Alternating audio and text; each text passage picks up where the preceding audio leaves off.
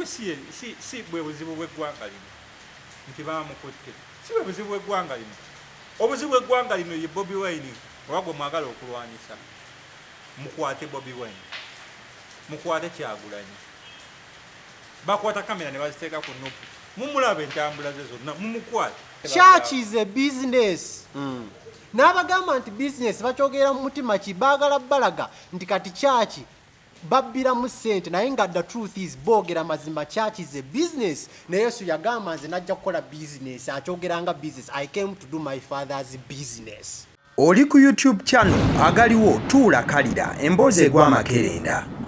Omuyitala akuba nnyo bbaaka mungi nnyo so nadde ndi sure nti bbaaka tagenda naye wala obwedda engeri gye anti ngamba yazannye obwedda kayamaalo kaleeta omupiira naye nga bbaaka kale nga kikutte nnyo nnyini ddala abasiddi omusunsuzi erinnya eryange agaliwo ogwe mukutu kwe tuli olunaku olwaleero ndi ne Benito not usual kumulabako mu midweek but mukadeke kamu ndi ne eke ye kiri usual musajja abeerangayo lwakuna but twasembeddeko nnyo buli lunaku olwokusatu tujja abeerangawo ebigambo tubigambe kale mulamuseeku mulabi waffe tugende straight mu nsonga ngaabwe is happening.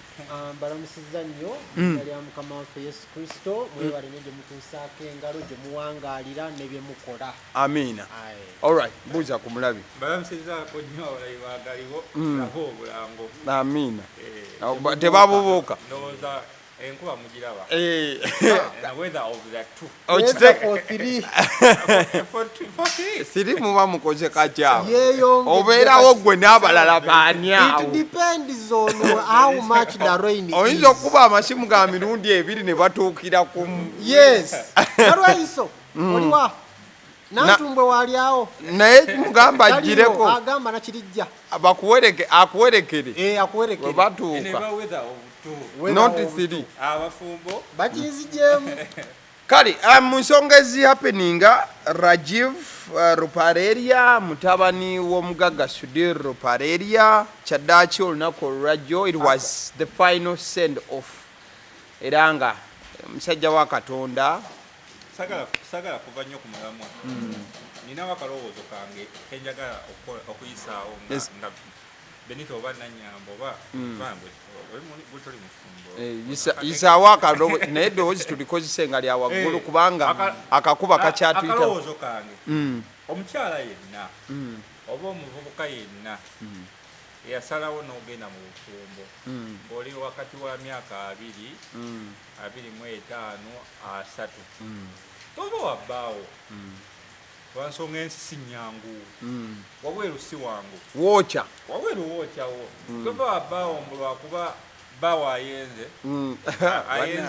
nedda olaba olwo abantu abadivisinga abantu ebintu ebikyamu bawa ayenze dduka n'ovaayo n'ogenda n'omwana ate omwana n'akulemerera ate n'otandika kulajanja oba ofunye chance nga omusajja asobola okuwa buli kimu asobola osasula enju asobola okuwa emmere gy'olya nga takugobye takugobye sigale wabbaawo onywere kubanga wabweru si wangu olaba wakaalya ffe basajja kati g'omukazi wabweru si wangu so omukyala yenna nga wasalawo ti ogenda kugira okubeera wabbaawo beerayo atannaba sigale wa maama wo tozaala sigale wa nnyoko sigale wammwe okyali emmere ey'obwereere mukulu wa basidi naffe tuli bantu tulina omusaayi no we have weaknesses naye Benito olaba ennaku zino lwaki tulina gundi y'abasingo mother bangi nambe nyingi malala ekisooka nti omuntu ogenda mugambako katona nambeka ngende waffe tebangobanga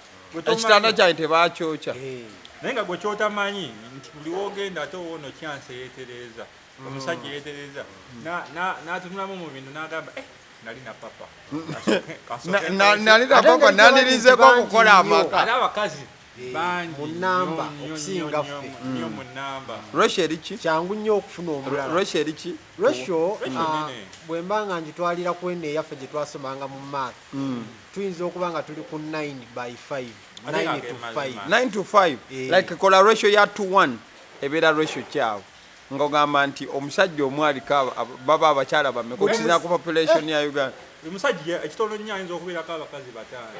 Sure. Kyekitono ennyo Amazima. naye nga nze ngamba musanvu. Kati ekitegeeza tukole obwa Sseruganda tufune abawera ofune nga 7 okendeeza ku nankani ku population. Ate ng'ekyo tekigenda kukyuka bayidawe. Kyandibadde kyabuvunaanyizibwa nnyo omukyala n'otuula ewuwo oba omusajja nga asobola okwelabirira n'otatankatanka n'otavaayo ebizibu bingi bibeeramu mu maka. So ono omwana gwe muzadde kubanga ennaku zino abaana abasinga bali mu kuzaala ku myaka 15 26 aba agenze wala nnyo. Ono omwana gwe muzadde muba mumutadde mu matigga okitegeera. So kati okwewala ebyo byonna nti omwana agenda kula nga talina taata we nywerere ewuwo tovaawo. Of course. Tovaawo bufumbosi bwangu. All right, thank you so much. That is Eke for you. So akabadde kalowoozo mukatwale nga kakulu mbadde gamba nti Rajiv Ruparelia mutabani w'omugaga Sudil Ruparelia olunaku lw'ejjo it was the final send off kwe kwabadde okuziika kwe oba okwokya kwe. Bonga enkola yaabwe abasajja n'abakyala abayindi oba abalina omusaayi ogulutingira ddala okuva e Buyindi era emikolo gyakoleddwa saidi z'ekolola awo buli kimu nekikola ebeera lugogo ise tulugogo saidi awo buli kimu nekikola ki nekiggwa era obulamu bwa mwana mulenzi Rajiv Ruparelia lwe lwabadde olunaku olusemba though the legacy lives on mu bufu ofaananako bwebutyo bingi nnyo okuviira ddala ku ngeri gyava mu bulamu obw'ensi eno bangi basongeddwamu eno naddala system ey'eggwanga nyaffe Uganda. There you go. Akram, you have the microphone. Kitalo nnyo eky'omugagga Rajiv Ruparelia omwava ali eyo leka kweyibaala mbw ate nze emmotoka enansangawa abagagga be bafudde ejja kukoona naawe ojja kugwa mu mwaleera wabula si kirungi kubanga Rajiv tabadde nnyo mu bintu bya politics. Saagala kufa ate mu kufuula ennyo politiko mbw ate biki wabula gavumenti kyerina okukola erina okukola enguudo erina okutereezaamu first of all erina okutereezaamu ku gundi ezo balkons ezo bino bigundi bibarias zeteeka mu kkubo eteekemu eza plastica abasi ffe tuvuga emmotoka naye ogenda neweekanga ekintu ekyo ate kiba kya concrete enkola gye bakikola kibaamu emitayimbwa ne concrete wokikubira gw'ofuna obuzibu kyo tekifuna buzibu kimogokako obumogosi kantu kati ekkuba eryo erigenda ebusiga nalyo liriko ebyo ebintu ogenda okujja kyotalesewo nga bakitaddewo ate tebateekawo sayini laga nti ekintu tekitaddewo amakubo g'e Uganda tegaggwa lwaki so abantu bakyafa mu ngeri omugagga Sudil tumusaasideko nnyo abantu bagenze kulumba essebo ne bapaakinga amata omugagga yagabudde ababadde Kabila Country Club bagambye KFC yabadde nga KFC olumbe lwabagagga temwabaddeyo obuugi bulimu njaga nti abantu olinawo wagenda ne munywa obuugi obulimu enjaga abasi togenda ku nnyimbe ngenda naye ate munaize sinywanga obuugi bulimu njaga Benito omusajja abadde sebo obuugi babuteekamu enjaayi Yerabidde akayimba kaffe obadde olowooza kyayiwa enjaaye bamukuba mu malala obuugi babuteeramu ddala enjaaye n'obeera very excited ne muziika mu maanyi amazima nedda baba baagala mwebakewo ku mufu muleme kutagaatagana n'obutogera bigambo bingi ku fiiru n'obutogera bigambo bingi nate so it is very bad for Sudil kubanga yabadde n'omwana omulenzi omu abagagga muzaale nammwe bannaani so empire yonna ndowooza wetyo we yakurashinze so omugagga namulabye nga atwitinga nga agamba it's better to put death in our plans next n'okufa nako tukwongere mu pulaani zaffe kitegeeza abadde takiinaamu abadde tasuubira nti agenda ziika omwana we adde asuubira nti omwana we yagenda okukola ki yagenda okumuziika kyabadde very absurd so kati ate nalabyeyo abantu abamu abagamba nti kati ono yeyamuse ate number plate number plate zivaako wayi fulufiga yatulabudde n'atugamba buli ayogera ku kintu ekyo naye mbu number plate zivaako then number plate zaavuddeko waayo nga tezikoseddwamu nalabyeyo abantu abagamba mbu simanyi emotoka enywa amafuta aganyonyi ebyo bya kisiru waliwo omukutu gw'amawulire ogumu ogwakuba olupapula emotoka ebadde enywa amafuta aganyonyi genywa emotoka enywa petroli wano wali ku Starbex naye ate wali serious emotoka ebadde waliwo n'omuntu omukulu yabyogeddeko omukutu ogumu ogwa YouTube ng'akakasanga emotoka wenywa amafuta genywa the lighter the fuel the faster eyo gitya mbu speed ebana ya light yes actually abavuga ebidduka balina that theory abavuga bino ebya speed no labayo emotoka si yampaka amafuta amalala no emotoka yonga yo si but it was more of a sport car. No, it is a sport car. A sport car. Nenga features zayo zo wazira ozimanyi bulungi. Mulimu n'abaana wano. Amanyi gayo no twogera ku manyi gerina.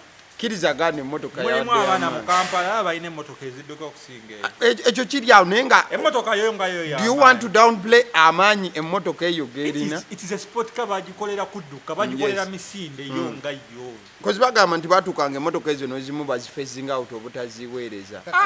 Omanyi bwe mwogera ku bintu bino eby'emmotoka ne speed. Mwetegerezenga nnyo fiimu.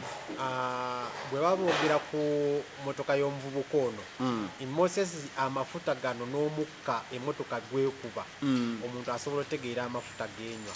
At sometimes motoka zino ezimu okurunninga very faster.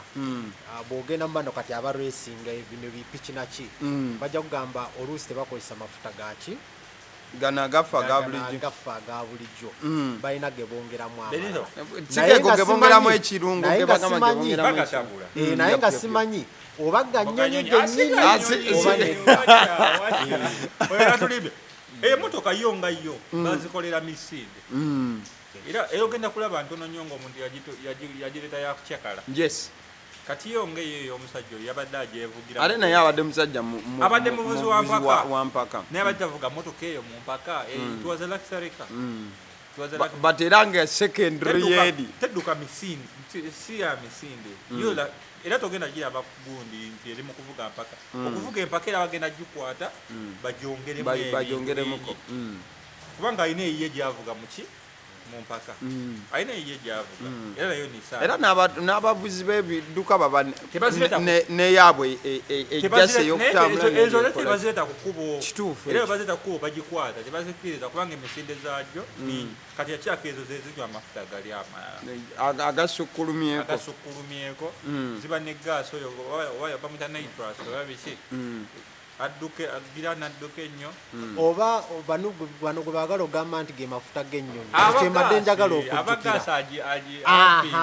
kirabika oli ogambambadde njagala okujjukira n'eryoka efubuutuka emisinde bali they are mistaking I think that newagayita amafuta g'ennyonyi naye ng'olunaku lwabadde lwewo ndowooza was such a black day for the Sodil family, Roparedia family. Katonda takola nsobi ndowooza omusajja lwabadde weronga lwebamuwandika konti ajja kufa lwewo fenga abasiraamu wetukkiriza so nimwe yatandifiiridde awo munyonyo yandifiiridde ewalala so nekyo tukikkirize nti omusajja lwero olunaku lwe. Alright, rest in peace Rajiv. There you go Benito. 1 or 2 3 4 omanyi nalabye bukiripu bungi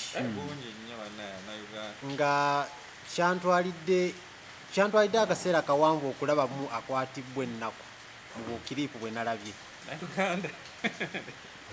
enjawulo y'olumbe lw'abagagga n'abaavu omwavu muleeta kosita okuziika mubulayo mitaazi nga mmeka muzze nno musanyuka nga mukuba ogenda oyamirango abeera omukyalo omu yajjayo akaleesu n'atulika banne ne bakoleera olukulawo ekikosita ne bavaamu emisinde ne bagwa ku keesi bwe bagwa mu lujja we beekubawo bwe bajjayo obutambala bwe bagisiimuula ng'otulese nnyo bw'asiimula ku keesi bwe yeesiimuula mu feesi bw'asiimula bwe yeesiimuula abagagga we very composed nalabye gundi ono ayogera ennyo political analyst Andrew Mwenda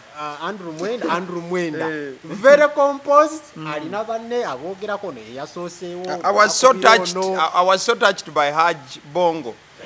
Did you see Haj Bongo? Eyabikira Sudiru. Engeri gye yajjamu, engeri gye yabikiramu Sudiru. Like nga yaddayogera ebintu nga olabira ddala era abagagga. Cause omwavu engeri gye bakubikiramu. Cause ajaga bajje waka simanyi connection eyo but bajja direct paka mu kisenge ky'omukulu. Ne batuula ku kitanda kye. Ne bamuzuukusa Haji n'azuukusa Sudiru n'amugamba nti munange tufunye obuzibu. Mutabani wo afunye akabenje naye kayinza okubeera feto wetusuubira naye sooka osituke weetereezeemuko n'addamu n'amugamba naye kayinza okubeera feto n'amugamba si kazibu nnyo n'assaako obulawuli bwe n'agenda n'anaaba nti bagenda olaba nga aluddeyo ne basembera okukola ki okukakasa nti naye ng'akyali okke n'adda ne yeetereeza then we batufuluma ebweru Haji n'amugwa mu kifuba n'amunyweza n'amugamba nno tulabika tumufiiriddwa osegera kati obamaliza then they had to go and tell the mother kati tebasula bonna genda maaso no omanyi no genda maaso no that's enough omusajja yabise n'agamba ali ne bagamba tugende ne bagenda mu kisenge ky'omukyala no kyebambi no bayina ennono eyo naawe kyemmanyi nti bandibadde bamubikira actually ku makya nnyo naye ndowooza yabadde schedule ye nga bagimanyi nti ku kaseera ako abagagga mugagga munne ate yabadde alina bingi bye balina okukolako ku myaka 35 gyokka so ekyo ndowooza nakirabye nnyo mugagga yabadde ajja kwatendinga mbaga Januari nga 2019 lwe yazaalibwa yadde amusuubiza n'akantu genda maaso amagenda maaso amuna akulima so nalabye nga omukolo nga I think this is a culture that has come to good terms with death. Bw'olaba environment bakimanyi nti kya bulijjo kirina okubeerawo omuntu atuuka n'agenda n'afa tebasasamadde nnyo ng'olaba tewaliwo nnyo tension eyaffa abaddugavu abaavu muwoggana ng'omuntu atalina kufa netulanga n'okukasinga Katonda nemutandika obuuza Katonda ebibuuzo ebingi lwaki yandibadde noyagala omubuuza yandibadde ani afa teyandibadde gwe nondekawo yandibadde ani noyagala omubuuza yandibadde ani musongeko ate n'atamusongako kati leka kibiriga agende okiraba ekintu ekyo so kyekyo but point eri bweti nze gye nalabyemu omanyi ffe yadde kati nga ffe abaddugavu twakwatibwa nnyo ennaku naye abantu bano abali mu motoka z'empaka ezo ez'emisinde ezo ezidduka ennyo they know nti bw'oba ovuga bino ebidduka ekyo kyekimu ku ebyo ebintu okiraba nze era ne muganda wange ayagala nnyo ebyo bidigi ebyo bino bikutama buyita bitya abipostinga nnyo naye nga bakimanyi nti bw'ogigula it is not a normal motor gyoga nti kaboda ozimanyi bulungi mutambulira wa mu makati g'okufa twali twakateekayo ono ogundi sad shots piki gye yali yakagula omanyi bayiki gye yali alina ate yali yakagigula miliyoni wansambu aha yabbe kati okiraba so nendaba ne CCTV footage eyabaddeko ku nyumba emu eri along that road ng'olaba motoka eyitawo yazze nagirayo nana wakalabye ono gyagamba nti tedduka eyo gyoga tedduka emotoka edduka okiraba ekintu ekyo so batambulira wakati mu kufa so tebanyoleddwa nnyo okubanga era bakisuubira nnyo okubeerawo okiraba ekintu ekyo so naye nga mukulu munange bw'agambye I'm also a little bit concerned ojjawo otya barriers emisana n'ozizaawo ekiro awatali mataala ekigendererwa mwanyine n'oba oteeseko reflectors yoko reflectors zikola wali bitangaala okiraba ekintu ekyo zikola bazikubyemu light aha kati gwe ozijjawo otya emisana ng'ensi eraba wesobola okulaba nti weeziri n'oziteekawo ekiro ndowooza eyo logic abeera takola ate ng'ekiro emmotoka ziba zidduka nnyo kozitakuba bidduka okiraba ate nga nze bwe ndaba n'engeri omuvubuka ono speed gye yabadde avugirako si gwe mulundi ogusoose ovugira ku luguudo olwo that means he knew wantu walyoke ate nga n'essaawa azimanyi nti ku ssaawa zino 8-9 ku makya kitera kusangako bantu nvugemu ebyange si gwe mulundi ogusoose obala n'oba nga supiidi gyavugako amanyi ddala kubanga waliwo ne weyatuukanga kati during day ng'olaba nalabeyo footage nga bali bamusinkanye ku luguudo ne bamugamba nti tuddukemu n'omulaba nga adduka supiidi nga is very sure nti kukubo teryaliwendi walyoke so nendaba nga ndabyeko bano abavubuka abatera okukola enguudo they are very unserious people very unserious muteekawo ekinnya mwakireseewo ne muwanikako just ebiti mu ebiti ababooda bagudde mu binnya ebyo sibala Allah akbar owa booda ojja n'omusaabaze ne mugwayo oli yeebuuza ekinnya ekiri mu kkubo ne mutateekawo yadde signage tebawanikawo buntu yadde bugundi no warnings ate nga nkikakasa naye omuntu ng'afiirwa bulamu but singa twabadde mu nsi eri very serious n'amateeka agakola these people would have been sued and every prominent person in this country is coming out to condemn everyone that is involved in the construction there. Muteeka mutya barriers ku kkubo ekiro nalabyewo ng'enzikiza era nga n'ababooda bagamba laba endabirwamu ezo zonna eziyika motoka ezikoonye ku barriers zino nnyingi tetubala kitegeeza abantu buli wiiki wadde waffe abantu babiri that is my problem yes yabadde avuga motoka edduka but amateeka galiwo agagaana omuntu okuddukamu emisinde gye walaba nga the road is safe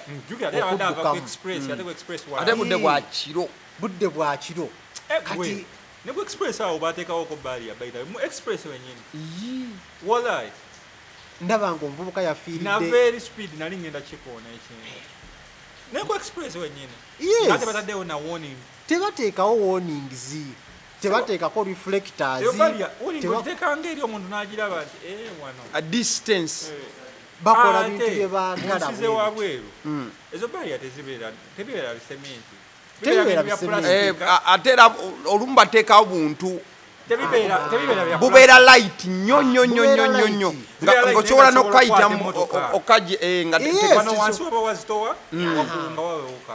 omuntu tasobola kufuna buzibu the intent is not to stop the intent is a warning nti wano waliwo ekiriwo calm down asi ku stoppinga barriers ne stoppinga zibeera ku test nga mutestinga motoka ngumukyenkanawa era bazikozesa nnyo mu kampani ezikola motoka era babiteekawo driver n'ayingira ne bakoona motoka oluusi ne motoka ne bagikola self drive nga baagala kulaba impact kugezesa damage motoka yaffe eri ku mutindo ki kati mwe ne mubiteeka mu kkubo ndaba nga omuvubuka yafiiridde in a lot of pain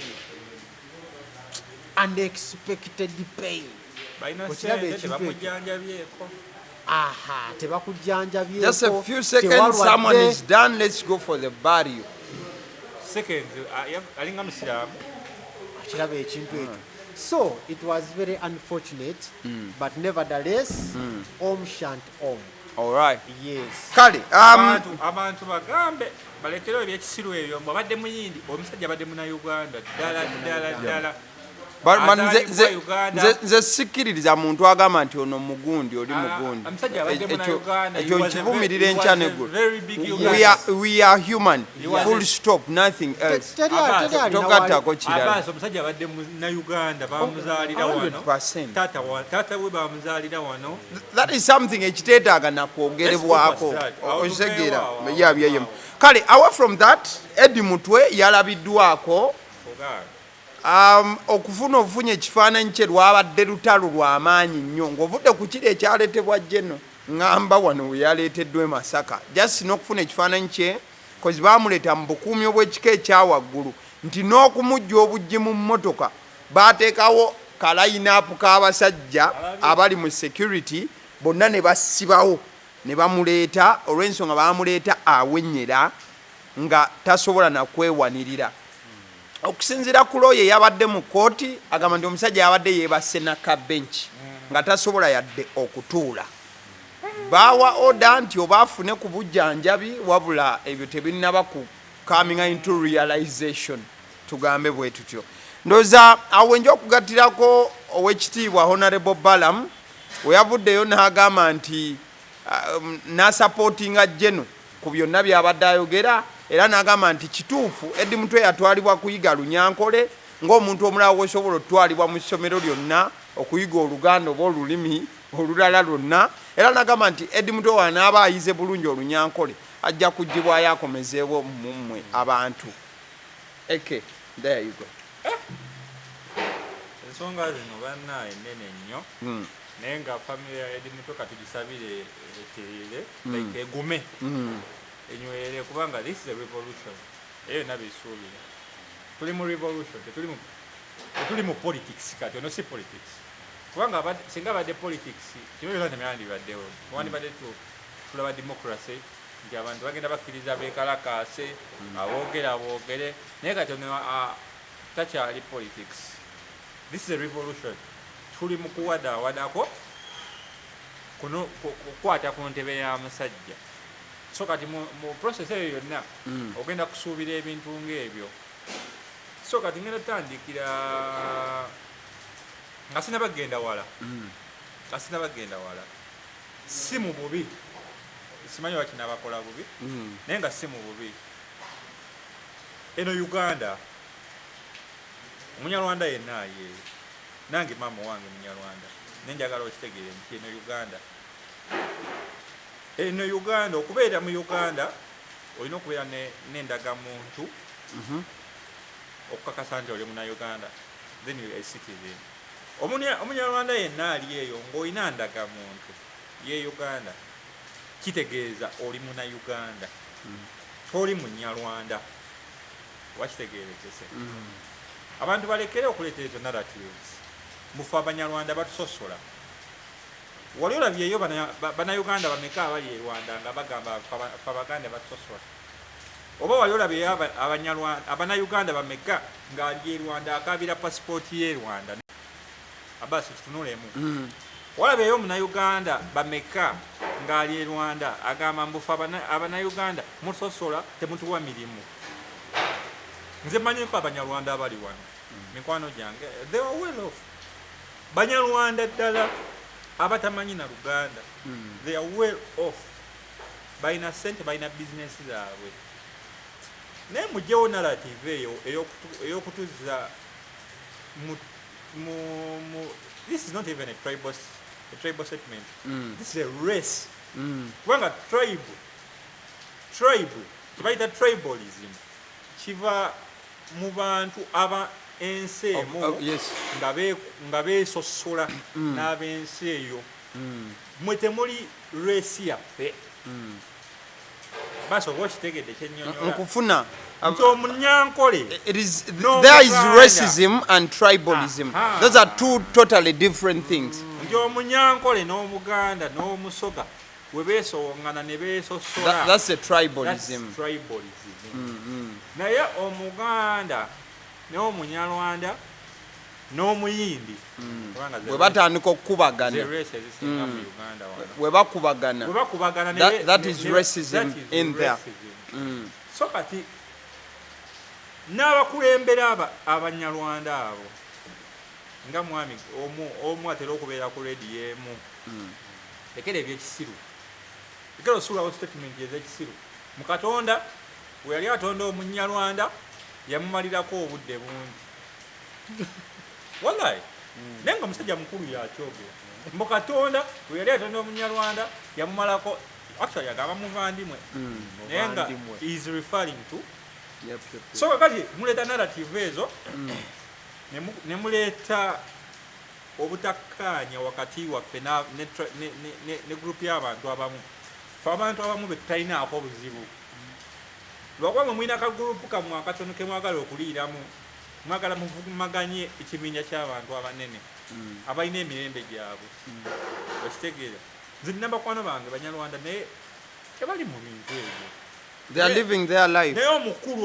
omu atasobola nakwogera bigambo bitaano bya lunyarwanda okimanyi tasobola byogera tamanyi naye kenyini yakyogera ku tv nti olunyarwanda talumanyi ate nayagala aleete ebintu ebyo so ebintu ebyo babirekere.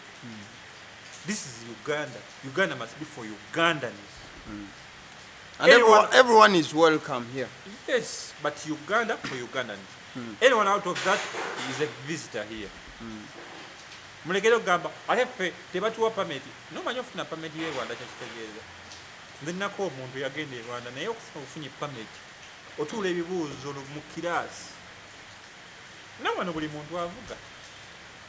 Ate kati gwa basi osobola okukwatibwa omunyarwanda n'ayitawo so kati sala nnyo muleeta ebintu ebyo bya njawukana omunyarwanda tebiriiyo tebikola simanyi nze ndi munyankole waliwo omuvubuka oyo gwe baasibye simanyi kapata simanyi kapeeta nodda ku bantu n'ovuma ebintu ebitaliiyo nodda ku kabaka n'otyobola simanyi buli muntu lwaki yekyusiza nnyo mu kabaka anti gundi yemu ku stronghold wano ngolooza bagenda ku protectinga simanyi kintu ekyo bwe kyava abantu baali batyanga kabaka naye simanyi kintu ekyo bwe kyava nti kirina omuntu okuvuma kabaka n'otambula n'ogenda. There are a group of people that have normalized that.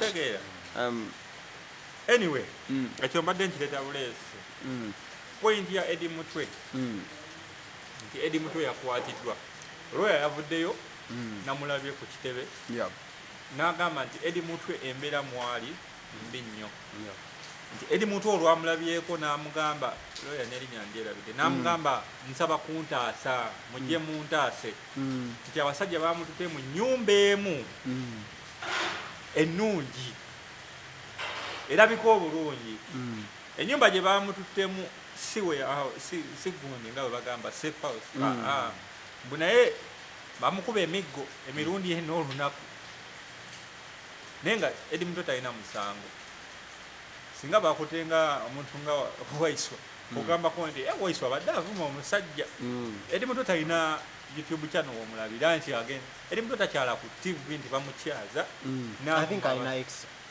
ayina exando tebamukyazangako nga olaba Waiswa najja abukiro najja mukulu ansonyi najja akwata omusajja envumbavumba n'amuyisaamu Eddy Mutwe abeera just ku kido kya musajja naye bamukutte so omukulu yavaayo n'agamba omusajja ali mu basement yamuyigiriza lunyankole which is very bad.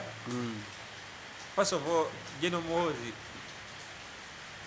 General Mulamba kyekisooka ate ali mu first family ali close ku president wavaayo n'akola statements ezo mu kusooka n'abadde mbiyita byakusaaga oba byakubalaata nti waliwo omuntu abyogera newe nalabye ono omutegesi w'ebivulu ng'ayogera ebigambo ebyo omusajja wa Benito ng'ayogera ebigambo ebyekisiru ebyo ebigambo bya kisiru mukusooka nagambye lina muganda wange akola mu gavumenti naye namubuuza naye kituufu muwozi yawandiika ebigambo bino kubanga bannayuganda bavaayo ne bakwata Katikkiro ng'atwitinze ku Rajiv nga akubagiza ne bamugamba omuganda ali mu basement bamugambye ayiga Lunyankole waganye okuvaayo nawe ekitibwa yavaayo naye ekiwuliriza lwaki yavaayo namugamba naye omusingasinga we yafudde wayambuye okuvaayo Katikkiro n'avaayo n'ayogera walabye twiti ya Muhoozi yazeeko no I didn't see that amugambye tolumbye Amerika nakasaale we yamugambye kali waliwo oyo gayi bamwita Bakaayi oba ali ku Twitter namugamba wekitiibwa olowooza tolekedde genda yiga Lunyankole they're just doing banter so kati eggwanga we liraga simanyi we tulaga naye nga simanyi we tulaga asipanawo kubanga olaba nti abantu abali ku top we bakola ebintu ebifaanaganawo ebityo simanyi we tulaga era omunafu yenna soka owumule omunafu yenna soka owumule ebintu bino ow'amaanyi alowooleza mu revolution wane kyenyinza okwadvisinga abantu kulaba bakukwata Mutwe ow'amaanyi anti era kyeyabagamba ye kennyini gyenyini nti nakutte komanda wammwe kati mmwe sima biki ne balamu minisita waaki ethics baana ali mu guno ensonga z'abaana n'abavubuka naye kati gavumenti eno ensobera engeri gyekola ebintu byayo noleta omuntu wa myaka 4 ate n'omuwa minisita w'abaana ekyo sikimanyiiko balamu wa myaka 42 kati baana ki balamu mwana ojja okukwata omuntu w'emyaka 3 oba 28 n'okubeera minisita w'abaana so kati ekyokumugamba nti mwana kwe kukola ebikugera ebyekisiru ebyo minisita lwakuba oli minisita w'abaana kati talese kwogera byakyana kito lwakuba oli mwana muto olaba gavumenti eno yo kati yafuuka ya kisiru leka twogereko yafuuka ya kisiru olabira omuntu atategeera omuntu omusubira nti musiru ate gubawo obwa minisita baminisita ba Museveni bonna beewuunyisa they are full of surprises olaba n'abantu ba wansi eno nti Benito ategeera okusinga baminisita abasinga bannange ge mazima tukusuubira minisita ogenda kuvaayo ne points eziri strong okudifendinga oba okukondeminga oba okwogera ku bintu nga ebigenda mu maaso bwe n'ovaayo n'otubuulira engeri gye bakuggyako embuzi on a national television twagala kwogera ku nsonga zirumaggwanga byakisiru yagula n'agireka mu kompawundi olina jaji nono yogera ku taxes yogera ku nguudo oyo minisita bamuwa byaki simanyi simumanyi siina kyemmanyi oyo minisita walayi sirabanga ku minisita Uganda erina katemba sirabanga ku minisita wa kisiru ng'oyo ne balamu muli baminisita ba kisiru abantu bakusuubira ozze obakiikirire oyogera ku bintu gweoyogera nga bwe bakwegattako ng'omusajja we yakwebakako what picture are you shedding for the youth abagala okulaba muzekyagula nyiyanzijako embuzi so what gumanye abakazi betwegasseeko wetunabeera successful nabo baveeyo nti lwakuba abasi bamuwadde obwa MP muze abasi yandya nga tukyali ekiwoko ebyo byakisiru that is stupidity olabira minisita ono w'ebivulu ng'avaayo ali ku Twitter buli oli kyayogera tugenda kubatta the general said we shall kill them what kind of minister you did you even go to school walayi tolaba nti ebintu ebimu abaminisita abamu byakisiru yeno n'avaayo n'agamba ako ka Bobi tugenda kakwata twakuba emiggo minisita n'avaayo geno I will cut the sticks a minister gonna the days nga minister tomulabako ne tweyala ne wansi to be sincere edda twalabanga minister nga tutya n'okutya oyo pala mutayinza kuyimirira wali Sam Kuteesa kati boogere kuki oli minisita oli yeesiba kabbanda na ku mutwe tayinza yimirira n'abamugisha muntu boogere ku ki bw'oyogera ku mbuzi oli ayogera ku bitwala ggwanga mu maaso. Which country are we living in? And you allocate millions of money, 27 millions or 30 millions to such a head. Okutasobola na kuvaayo ne gwogera ku bintu bitegeerekeka. So kati Eddy Mutwe si bwe buzibu bw'eggwanga lino nti baamukutte, si bwe buzibu bw'eggwanga lino. Obuzibu bw'eggwanga lino ye Bobi Wine wagwe mwagala okulwanyisa. Mukwate Bobi Wine, mukwate Kyagulanyi, bakwata kamera ne baziteeka ku nupu, mumulaba entambula ze zonna mumukwate. Lwaki mukwata Eddy Mutwe? Eddy Mutwe si ye pulezidenti w'ekibiina ekyo. Newaisa omufumbiro temumukwata, mukwate Kyagulanyi. Wagambye osobola okukwata Kyagulanyi, okwata Kyagulanyi jeno. Awo entalo z'abajeno ne bajeno zigende mu maaso nti jeno akutte jeno, nti Bobi Wine naye yagamba ye jeno munno. Kati jeno tukusaba mu kifo ky'okukwata amanafu, kwata we mwenkana amaanyi, toleeta mbazi ate kugiwaasa ttooke. Kubanga kati kaŋŋambe munuupu omwo Eddy Mutwe ttooke, tomulabangako n'akakiiko k'abasalawo nti ani aye ye asalirawo ku geeti musajja wali. Baasa yagobye omwana we ate ogenda kuba mufumbi. Lwaki okuba omufumbi? Yafumba bufumbi mmere. Genda okwata ebbaasa, genda owedi master.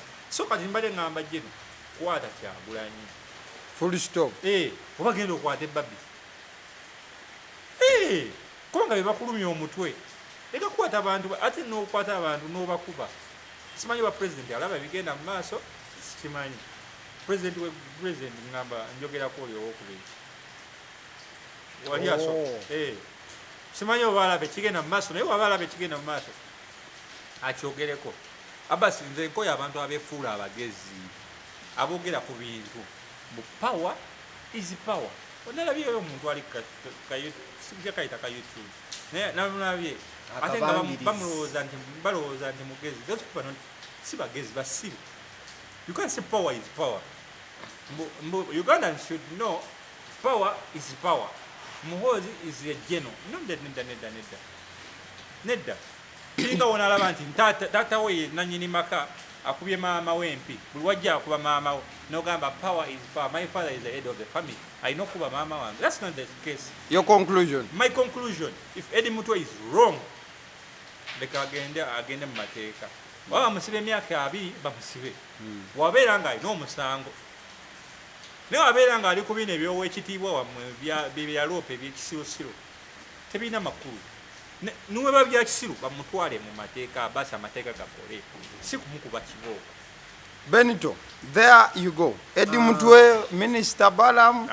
Omutegesi w'ebivvulu Balam. Minisita kyayogera ebintu. Mukulu Lusoke Kituma. Omwogezi. Nina ennaku okutegeeza. Omulimu gwe togukola bulungi ogw'okwogerera poliisi. Ndabira ddala nga Balamu awo yandituddewo n'ajyawo bulungi. Ndabira ddala nga this was a very weak replacement for Enanga. Yes. Enanga, a very brilliant young man. Nga ye bwe mutuula ogambi kandabe kyagenda okulimba eggwanga olwaleero. Ne mutuula kwegamba Enanga opposition n'abali mu buyinza ffenna twali tumwagala. Manyi otuuka n'osaasira abantu. Otuuka ekiseera n'oga nti oyo bwatyo bw'ali. Nasanga ekivubuka eyo kyali kyogera ebyekisiro oli wakigamba nze bwentyo bwendi. Bwentyo bwenkola ki? I was naturally. Bwentyo. Kati Enanga bwatyo bw'ali. Naye bwe ndaba Mr. Lusoke ndabira ddala nga it is a weak replacement. Ate Balamu yandigenzeewo bulungi. Omwana oyo alina engeri gy'ayogera bw'akyusakyusa omutwe bw'ati bw'amwenyamu. Nawe oyinza okugenda n'oluyiga. Kati awo osobola oyiga olunyankole bw'agira bw'ati. Kugamba okulimba kwe kwandifiitinze bulungi awaava Enanga. This is another Enanga. Naye nze ndaba nga waliwo ebifo. Ndaba nga waliwo ebifo bye bawa omuntu lwakuba abadde kiroozi. Very close. Ng'abadde kiroozi. Abadde ajja n'abakyalirako, abaddewo mu famire, abooleza ku mmotoka, akola ki? Egayi n'abayimbira ku kayimba n'abasetingira music. naga ayo suuti tejja kukolera omugagga genda okyuse abadde kirozi najja nakuzuukusa ku makya waŋŋambye nze nkuzuukuse kati saawa 2 okyebase olina meeting abaddewo kati watuuka naga naye nange mbadde njagalako kifo muki but he has the credentials tetufaayo credentials si byebipapula ndyamba abantu nti byebipapula abantu bangi ababirina tubeera n'ebipapula waliwo omuntu eyagamba nti success mukulu Abbas credentials ziriwa zeetagisa ki okubeera minisita tekyetagisa okubeera minisita nange ezirina president oyinza okukikkiriza nti omukulembeze w'eggwanga okubeera omukulembeze w'eggwanga weetaaga senior 6 is a president osobola okukikkiriza nze buli wenkiwulira mpulira nga ne musisi ampitamu omukulembeze w'eggwanga n'otuula ku ntebe ng'olina senior 6 okulidde aba doctorate aba masters abasomeddeko Cavendish University mpoziwa tobuukangako na Rwanda University kugituukako olina senior 6 naye nga gwafuga eggwanga. What are credentials, Mr. Abasidi? What are credentials? Buli omu azirina. Naye waliwo omuntu yagamba nti success in most cases it is not what you do or your capability, it is connection. Yes. Sometimes who you know and who knows who you. knows you? Who do you know? How close are you to the circle? Yoga obadde onoonya ne banoonyaayo awo akafu akanaakugyaamu nga bw'oli oba ne credential wasoma ki nasoma kino na kino lwaki tetumuteeka mu by'okuzimba ndaba ng'era yandigenze eri mu basalamala nga basayininga oyo yebbalamu ndabira ddala nga he was very close. Bino byenjogerako it is not far-fetched. Videos are there. He has always been close even when yali mutegesi wa bivulu nga oluusi n'ebivulu bya State House yabikwata so ndabira ddala nga ekifo kyalimu ate an individual level bamukola bulungi naye naye yakimulondera yamukola bubi yandigenze wali police spokesperson ate yanditukoledde nnyo kubanze ndaba teweetaaga munyo nti obeere investigative mu byoyogera eri media polisi ya Uganda kubanze ndabye FBI ng'ekola ki ekola report nolabira ddala ng'omusajja naye ali investigative alina obwongo bukola bulungi naye bano oluusi banoonya n'okuwa report ku kyabaddewo akasimu n'atuga katuge tayagala kubyogerako okiraba ekintu ekyo so oyo balamu muteese wali I'm not surprised twala byayogera ku baana mawulire be baakuba oyo yebbalamu nayogera kubaleeta amayinja byonna so ndabira ddala nga yandibadde a perfect fit for the police spokesperson agenda alimbire eyo naye mukulu Abasidi njagala tubuulire abantu mukulu Eddy Mutwe bamulanga ki ekimutwaza mu kooti musango ki gwe bamuwaabidde so far bamuconnectinze kubakirewo ne babba essimu ne babba aggravated robbery. They are alleging. They are alleged. In fact kati awo tugendewo omulundi gumu olunaku olweggulo Alan Sewanyana waliwo embeera eyabadde there was a moment ku kitebe His Excellency Boboni adda ayogera ng'alaga nti Sewanyana ng'alaga Sewanyana ne Seggirinya okusibwa kwabwe nti Seggirinya yagamba Bobi Wine nti omuntu atusiba y'empuuga era Boboni yabadde ayogera n'akwata omunyana n'agamba Sewanyana ajje akakase ebigambo ebyo naye gwe baayise tandikiraawo wennyini gwe baayise simbuliraawo. Last Saturday I was very upset. I had a lot to say, but I was not around. Ate nga ne katusigaze eddakiika 15. Get a bus. totandika bya You've been here for a long President time. omuyisizaamu eggaali. don't do that Simbula. my dear friend. Simbulira This is not your channel, this is our channel. my brother simbulira. Stop those things. Ngani go wadda chikabi. I drove all the way here for 20 minutes. You had one for 40 minutes. I came for 40 minutes. All the way for 40 minutes. I came here for an hour, my dear And friend. 20 minutes to 1 hour. Munga musaba. Gena maso. Hey, I can't come here for 20 minutes. So Alan Why? Sewanyana yawereddwa omuzinga. Alan Sewanyana yawereddwa. Naye ng'ekintu teyakirumbye direct yagambye Yabadde so omusajja namugamba byogere. so president yamugambye we yagendanga mu kkomera Segirinya yamugamba abakutusiba atulikinze ku bijambiya bino ye Mpuuga kubanga nekyagwanyi teyamwogedde linnyo yagambye yali omumyuka wange at the time ye Mpuuga n'agamba nagendangayo nga Segirinya yakola ki yakiŋŋamba nga ne Alan bwe baŋŋamba n'agamba Alan Sewanyana jangu wano naye ate teyagamba nti Alan yakimugamba wabula era awo yamugambira nti byogere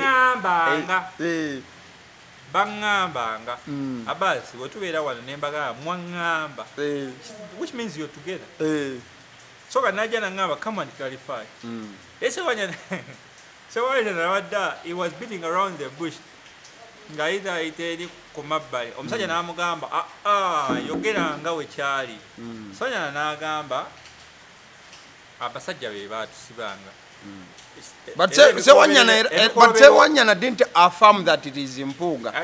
Though it was like it was asked to say. Osegera. What I'm trying to say, njogera bigambo wedda. Omusajja bwe yazze okusooka omubuuza. Wedda akola ati. He was meandering, but the point was to implement Mpuuga. Yep. Naba abaana banamawulire bagamba Mpuuga yabakola ki yabagamba nenga egyo emisango ndowooza tegyali nnyo minene nnyo okutandika kukwata abantu bali egyo emisango ndowooza guba asawu emisango gyali minafu egyokukwasa abantu abo okubatwala mu okubasiba eri ebbanga lyonna kubanga banamawulire baba bakuba that's an asawu babakwate babateeke mu kooti abasi we bakukuba ogenda n'okola medical kyemmanyi then omuntu nebagigatta ku police file ne bakusaba ssente nti obanzijanjabo banakozesa kino oba yana n'obujulizi nti babba essimu yange ng'olina obujulizi nti akireewo yabba essimu yange era akireewo bamukwata ne bamugamba wabba essimu sasula n'agisasula era ezo sente ndowooza tizandiremye bannayuganda niwe twandigabe nti zisolooza olaba basolooza miliyoni 10 ku live emu neziggwa lowooza twandiremereddwa okusolooza sente ezo so ensonga yeeyo naye Muzeeyi Mpuuga nange nja kuvaayo nga honorable Betty Namboze we yayogedde picture wobanga bino ebigambo bye bakwogerako nti mwali mubuuza twakola ki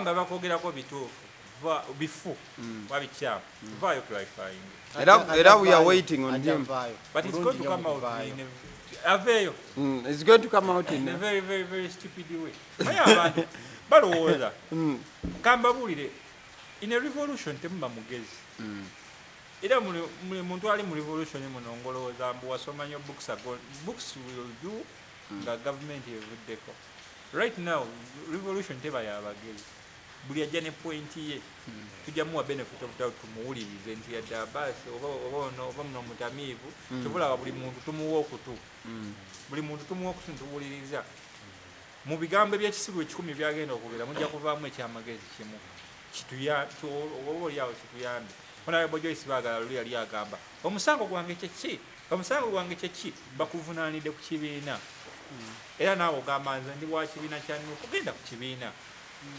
ekibiina kya Nuupu tekiri ku NBS kibiina kya Nuupu tekiri ku anti naye agamba bakozesa amawulire okumutuusaako obubaka you can't be two bosses in one place in one occupation bana abantu baagala okulaga nti banene naye tebamanyi nti oli ye boosi waabwe ge mazima mwagala okulaga nti muli bamaanyi kiki kyatuuka ne ku kagabo nga oba ani eyasinkana kuteesa wotegerera nti abantu bamaanyi bamujjawo SFC yamukwatanga abakwata nonsense. Wobeera wansi wa muntu nze Benito ng'oli wansi wa muntu tegeera nti ndi wansi wa muntu. Oba oyagala okumanya nti musango gwange ki Abbas poliisi webe kunoonya nejja ku TV negamba waliwo omuvubuka tumunoonya bamuyita Abbas ate ojja wano n'ogamba munoonyeza ki? Genda ku poliisi obabuuze nti munoonyeza ki bannaye. Yes otuukawo bulungi kubanga omanyi tolina musango tebagenda kukwata. Lwaki ogamba nti olina omusango? Abantu abo bennyini bagenda ne Rope yavaayo n'agamba bakozesa omukono gwe ne bagenda e Nairobi. Egyo namisango baali bategeka genda Nairobi. They are yet to go. Kukyakalamu. They are yet to go. Ne bateeka ate ekyasinga omuluma Ssenyonyi ate ne bateekako n'atali wa opposition omukyala wa NRM. kati egyo namisango. That's defiance. Egyo namisango nti omukulembeze w'ekibiina ayina obutakkaanya n'omumyuka ate mmwe ne musaidinga n'omumyuka. Trump yagamba yo either with me or you're not with me. All right. What oli naye ajja kusuula he will put you out of office. Oba oli naye mugera tambula mwenna. So kati egyo emisango gy'abajoyisi baagala gye balina. Bw'oyawukana n'omukulembeze w'ekibiina kyo kyayogedde obeera rebel. Ng'omaliriza pointi eyo Alan Sewanyana ku bye walabye wakyaliwo. Alan Sewanyana tewali. Walabye handshake. Teyabadde handshake omukulembeze adde amugamba genda otuule. Ono n'aleete. Negwe ebyobufuzi biwooma. Gwe walabye awo byakuwombedde. Nedda kyeŋŋamba ebyobufuzi buli muntu ayagala kukwata. Nze ebyobufuzi abantu baagala kulya buli kye nalabye. Nalabye omwana ne bannaye ne ba MOP nammwe mwewemu ku kitiibwa oba ki ekikutwala ku TikTok live. Nalabye Kabanda ng'omwana amuweebuula waati ng'omwana amukyusa ali ku live omwana namukuba ebibuuzo ebiswaza. Nendaba Zaake Honorable Zaake lwaki mugenda ku live z'abaana abo? Abaana balina obusungu bagenda balabisa. Nze ba MPP ne Uganda bosoza okulaba ku TikTok live naye nga n'omuntu ali okumu interview wala nga talinamu respect nti oba nti ono boogera tasaako nakyahonale bamutwala kanti ndigwe oli amugambye kati yamugambye waliwo ebipapula byenjagala namugamba ate obyensindikira lwaki mwagala bisindika kati mu myaka ena yonna olowooza ku video sagimazeyo nekutima naawe wawudde nga respect yo gwalaba eyise kale ate ya honorable yabadde etya bale temwenganga abaana ku live okwo abaana ko baakoowakowadda. Kale as we are concluding tugenda kumaliriza n'ekyabasumba. Abasumba babadde bakambwe nnyo naddala bwe tutuuse okumalako ku mise oba okusaba okwabaddeyo ku Sunday. Pastor Serwadda omu ku batwala abasumba mu Uganda yavuddewo n'ali obuwuka bw'amaanyi ng'eddoboozi aligatta kulya Pastor Kiganda eyabadde yakavaayo. Abasumba be bataddeko olukongolo bali babiri. Waliwo omusumba amanyiddwa nga Pastor Senyonjo. Senyonjo ono musumba wa church emanyiddwa nga ava mu busibe. Church eyo eri Nansana. Manga wotuuka inawo wetera onooyingira munda. Musumba ono yavaayo n'agamba nti agenda kutwala abantu mu kibira nga tebambadde nnika atera mukadde ke kamu nga abasajja bali mu short. Musumba sebo n'agamba nti nga bali mu short era abajja ovaayo ng'embuto ze balina tezirabwanga kabadde banoonya embuto n'abanoonya abaana mazima sebo. Musumba yagamba nti obadde onoonya mwana onoonya musajja tugenda mmalayo emyezi ena mu kibira tujja okudda nga abaana kiriya nga n'abasajja muli nabo naye temugira mu nnika temugira mu buleega.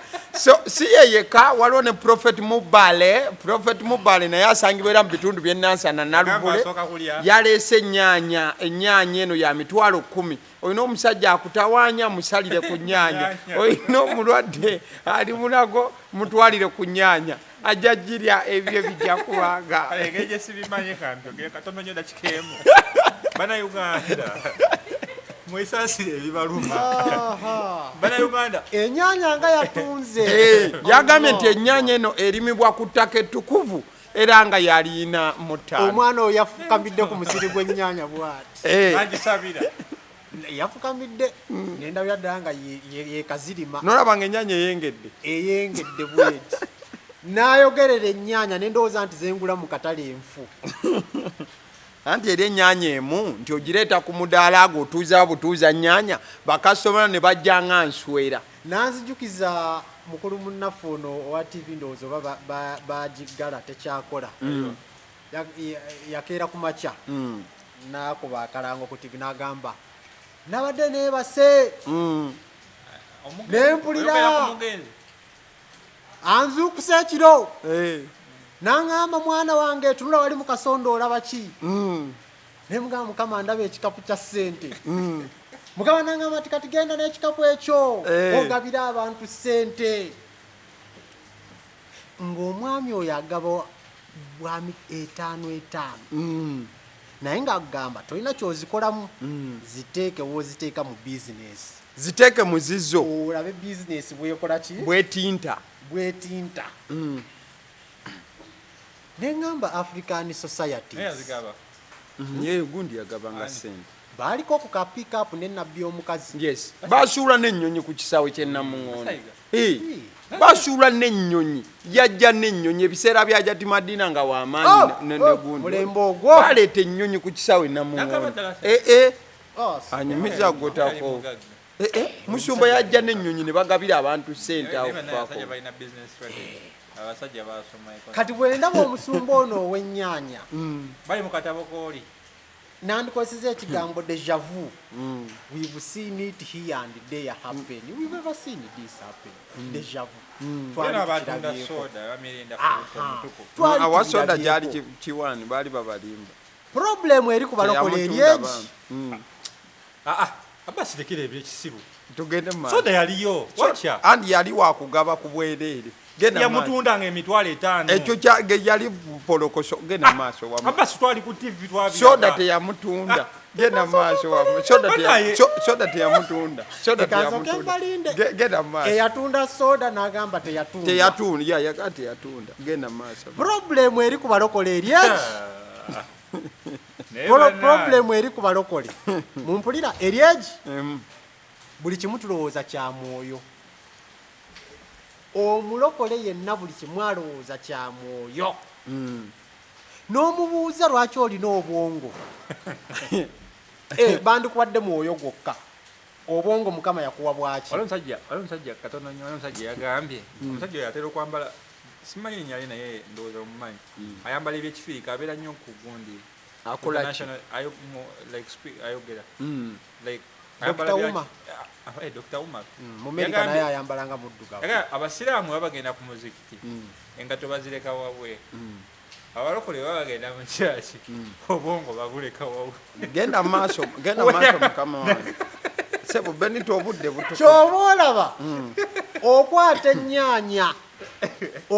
ennyaanya n'ogamba abantu nti olaba eno ennyaanya eno ogiraba buli kizibu kyonna ekibadde kiremye wiiki eno kiggwawo genda ogigire leeta buleesi mitwalo 10 n'egi walemu obufumbo tozaalangako mulimu gwabula oyagala kukomyawo omukazi omwagalwe yagenda tumukomyawo oyagala mukisa joli yagenda akyakwagala oyagala buli byokwatako nga bijira that is all a psychological ogenda ku interview kwate ennyanya genda nayo mu nsawo gikwateko nga bakubuuza yabagamba ebyo ebintu they are not dealing with you spiritually they are playing with you psychologically mutwe nakugamba mukulu Abasidi nti buli olaba obucupa buno obuliko energy drink you are convinced nti bw'okanywa oddamu amaanyi osanga ekivubuka nga kigamba wokiganywa energy drink kati owulirega amaanyi ganzize kumbe tamanyi nti you have conditioned your mind that nina amaanyi nti kyenywa kizzaamu amaanyi kati wekigenda ku bwongo obviously weteekamu amaanyi ogafuna kati gwe nolowooza nti kyonywedde buuzaayo abantu nti how sure are you nti energy drink ekola ebyaddala ne ingredients ze bateekako Kawo no yina gwe munywa caffeine. How sure are you nti otulo twakubuze yabadde caffeine? Sigamba byonna. But nkuyigiriza psychology. It's a psychological game. Yeah. So byebyo. So yo mutadde. So mwena abagala ogula ennyanya zammwe mugule. Mugule.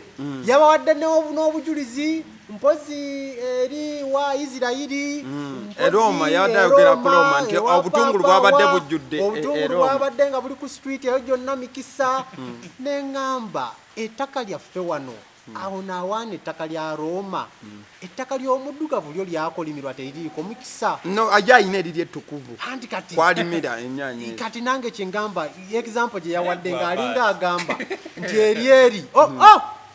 Ate lyakabi nnyo. Ndaba ennyo abasumba muteeka munyo transport ne mugenda Isirairi. Yesu we yazaalibwa mpozibwa mbu eri emikisa ne mugulayo oiro. Nemuja ne oiro n'otandika omwogerera mu kanisa Abaisirairi ate n'ogamba nti 5,000 nga weetwalira kacupa. Bamujja na Dubai olive oil. Ogenda osumulula oiro nga weewa mu supermarket. Gwe tufumbisa. Olive nno ddala. Psychological game. Omulokole akozesa nnyo omutima daani obwongo. Negwe abantu bonna baafuka bafere. Olaba ne wano enakasero. Asira mbalinawo zaiti omumanyi. Wabulanga. Kimanyi abantu batera mudala butto. Abantu bonna bafere nno kati. Butto ddala cooking oil.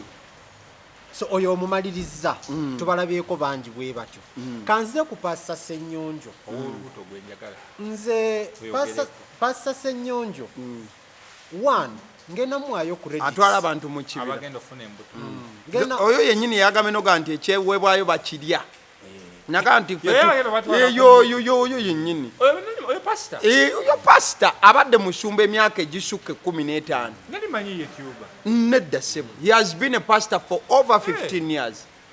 Nze sigenda muyita nti mufere abamuyita. Yo yagamba mbuno Yesu tajja kudda mu kakanzi. They have the right. Yo musumba yoyo. Era njagala okuwa. Agenda kwa jamba. Yagamba mbuka Yesu kamute kajja kudda mu kakanzi musumba yoyo. Agenda kujamba de jini. Musumba yayogera nze si byange.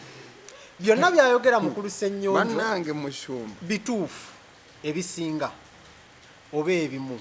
Omanyi mukulu Abasidi. Omulalu yenna. Alo. Nedda kyebulisa bigawo. Mpayo no point yange. Jiweeyo wamma. Ngenda mwayo credit ku bintu ebimu byayogedde era mbagambe nti bituufu. Ebyo nange nabyebenga bituufu. Omanyi okulya. Asoka kulya. Teri mulalu ayogera bya kiralu 24/7. Tuzaayo omulalu ne wotuula naye awo ngaga ono ye musiru akyasinze ku kyalo n'otuula naye daakikaaga ovaayo mugambe nti naye point eno ayogedde entuufu. Oli kyeyayogerako nti n'essaawa etaliimu lyanda etuuka ne bannamu etuuka no nga ziri 3 era ogenda otunula ku eno ebalanga ntuufu ziri 3. Okiraba yagambye Yesu yagamba Yesu tagenda kujja n'agamba Easter teriiyo. Christmas bya kisiru. Christmas ne Easter byayogerako bituufu tebiriiyo. Zino nnaku zatandikanga pagan days za kusinzaako bakatonda. Saabalokole ntubuukira mbuukire ffe ne tuzifuula ezaki awo mutuufu. Eddedi kirooko being right once in a while. Okiraba teri nze ndowooza singa Mukama yali atuwadde olunaku Yesu lwe yazaalibwa nga tulumanyi olaba tukolera fujjo ku lunaku olutali lutuufu. Kati singa waaliwo olutuufu kyandibadde kitya. Olaba tumanya bumanya nti kano ke kafo Yesu mwe yazaalibwa. Genda osangewo oba waali wabaddeko bulanka. Abaana abo beevulunge mu ttaka awo bamanyi we wali omukisa. Ne Mukama gyali alabika atwewunyaga awo nno omukisa gwavaawo dda. Naye abantu nga tebavaawo. Babeerawo ne bateeka emitwe ku bisenge. Mu ntaana gye yafiira bw'ebanga ekyaliyo genda olabe video bateeka emitwe ku bisenge nga basaba mukisa guli awo. Yeah, they go there every time. Kati nze neemanyira ddala nti ayinza okuba si Mukama yatukweka olunaku naye kyali kirungi obutalumanya. Abamu bagamba bagenda just kuteebereza budde. Ayinza okuba Yesu yazaalibwa mu Apuli awo. Kati tegeera distance eri mu April ne December olaba distance eri awo so awo Eddy Kiroko I give it credit okiraba naye bino byonna abyogera mu mutima ki omanyi olina okusoma omutima gw'omuntu bw'agamba nti sente ze mumpanzirya akyogerera mu mutima ki ayagala kugamba bantu nti abasumba bali abalala bababba alabisa banne ku mbeera yakulabisa gwe mutima omanyi agenda buli kaseera abeera atulangira myaka nze ndi muto muto mu myaka naye ate ne mu buweereza muto era bwagamba Bible kyava abayita nti bano waliwo abakyali ku mata kati waliwo boolaba nga mutuufu kati bali ku mmere eri solidi akwata omummonde mulamba n'asuna mulamba bw'ati n'akwata wanaakalo n'agatta bw'ati n'akasuka ne mu bbanga n'alyoka akola ki n'akakuba mu ttama ng'otunula bw'oti n'owunga bulungi n'alya kati ono pasita akyali ku mata mu buweereza akyali muto okiraba so abyogera mu mutima ki kubanga ffenna tukimanyi nammwe eyo mu busiraamu musolooza ssente esente zirina kukola mirimu gya buweereza kuzimba ne ba imaamu bonna abakola ku muzikiti abalongoosa you can't do business without money church is a business n'abagamba nti business bakyogera mu mutima ki baagala balaga nti kati church babbiramu ssente naye nga the truth is boogera mazima church is a business ne Yesu yagamba nze najja kukola business akyogeranga business I came to do my father's business mu Bible bwe kityo kati gwoyagala engoye ze tunavwa abakwaya tuzijjewa essente transport ezinazimba Pentagon kati nembalala twalabyeyo omwana oyo ayagala kuzimba Pentagon ndala tusigaze dakiika 4 okiraba okiraba kati ye mu buto bwe ebintu byayogerako byonna bya kito n'omwana omuto abiraba kubanga teri bwe twali tusudde sente mu kabo ne tusemberayo emabega ne tulinda kambuke waggulu yesu ajaze noni kamale kakomewo nga sente azijjeemu tugambe nti sente azitutte okiraba era byebyo naye yayagala balaga kyolaba yagamba nti nzirya tagamba nzikozesa era yalumbye basumba bane nawaga lwaki muyomba mulabye abaziika bayomba kyayagala obbagamba bino byonna abyogera mu mutima ki awe tulina okukola ki okutunula ennyo nawulidde ng'abuuza pasita Kiganda ebibuuzo nga bino bimaze okubeerawo abantu mujje temwambadde nika temuvesti mwambale shoti twesogga ekibira yabalaga nti onagenda yabalaga nti bino bya Katonda byakusaba naye omuntu ozze nga toyambadde empale nanika kikyo olowooza ekigenda okubeerawo kusaba nga toyambadde ng'oli bute era bagenda saba kuno kujabaako obugoye kungulu teri agenda funa mwana nga bamusabidde essaala okujjako nga bakimutuusizzaako kati Benito kubanga gwogamba nti mujje tusabe naye toyambala togira bwoti tokola yagala baabulwa abaana n'abasajja kati nempulira ng'abuuza ebibuuzo by'ekisiru ng'abibuuza Kiganda bya kitosi na bya kisiru nga mbuuza nga omungamba ndi bufere sooka otubulire mukazi we yalagawa eddiini gy'olimu eddiini yo olaba omusumba atali mu kintu buli wagamba nti gwe kyolimu ekikyo aba akyejjeemu kyokka ng'ali part of it sijja muyita mufere naye nze ngamba abaagala omuyita omufere nze njagala just mazima so divorce gyayogerako omukama tagaanangako divorce ye yatamanyi Bible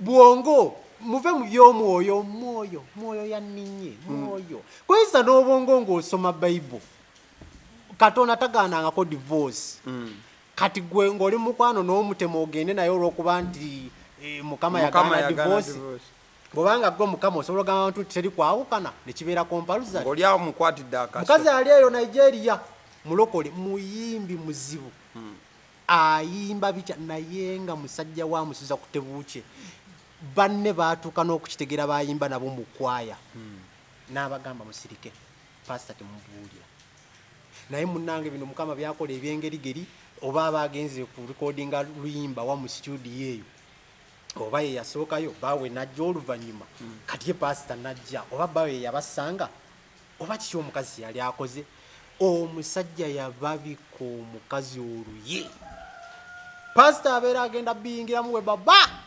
omukazi n'apapa n'afukamira wansi neegayira pasita bba wange tomukwatako muleke ne babiviiramu ddala bwe biti era recently omukazi yamala n'afa kutulugunyizibwa mu maka naye ng'ali ku kiri nti eddiini tetukkiriza kwawukana batambulira ku ekyo era bwe bagamba mbu ensonga yokka yesu gye yagamba nga mwawukana mbu bwenzi bwokka yesu teyayogera byonna obwenzi yakyogera in relation to the marriage saagala gendayo eyo manyi bingi nnyo naye ebyo saagala gendayo and I think we will have the conversation continue on the weekend show naddamu n'amugamba sente zo gw'ozijjawa ekyo nkinnyonnyodde kya sente ze tuwaayo buko zirina kukola mirimu gya kanisa buweereza oba n'amubuuza kiki ekirala kwegamba abuuza ebibuuzo ebyekito olabira ddala omuntu ng'akyali ku mata ali naive ogamba last day mukulu Basidi thank you I don't know what is wrong with African societies lwaki mukama asinga eno naye ng'ate obwavu bwe businga eno do Chinese know Jesus? How are we more developed than them? n'abensi eri endala bo basinza nalaba omwana yatambula ne mike ng'abuuza abachina yesu omumanyi ng'obiyitanga ebyokusaaga naye nga abantu bagamba yaani oyo ate nga population yaabwe bweti abazungu beewuunyisa okola interview n'obuuza omuntu ng'ali mu ggwanga lyalimu nga tamanyi minisita wa agriculture mu nsi ye naye ng'ebintu bitambula swiftly tamanyi yakoze ku luguudo yaani abikolako bitambula nnungi ova Sweden mu myaka egi doddayo ng'ensito kyagitegeera but Africa n'okusaba leero tugenda ku lusozi leero mu kibira leero overnight mpozi midnight mpozi lunch time mpozi lunch hour ne tusaba naye ng'obunaku buli wano why omulokole tateekamu bwongo yalowooza buli kimu kyaki kyamulaba kyagenda nnyo mu makanisa gano agaba ababalimba jangu ogule ennyaanya naawe gy'olina nalabye obunyanya bwe nga sina bulungi mwadde obunyanya mulimu obuto waliwo akanyanya ke yanoze bannaye nga tekolabe ku vidiyo onkwasizza ennaku bannaye musumba ate ng'oli mulimi olina ennyaanya nnungi ayina akanyanya ke yakutte bannaye nga akanyanya tekengedde akanyanya n'akakwata bw'ati tekulaba akanyanya akagenda okuwa omuntu omukisa naye omulokole n'azunga n'emitwalo 10 ajasasula ennyaanya enaamuwa omukisa Benito sibula tujja kwongerako emboozi y'abasumba ku weekend show since it has been part of this week tujja kuba twongerako tusibudde akadde katulidde sibula sibula abantu akadde katulidde sibula atulaba ndowooza mulaba omusajja akadde keeko oyagala mulangira kale Benito sibula mbalamusizza nnyo mbasiibudde nnyo mwebale nnyo kutulaba waliwo yakomplainizemu omukyala ali emabega w'ekamera obwedde abalaba nga mwogera yennyini yali mubeera bulungi weraba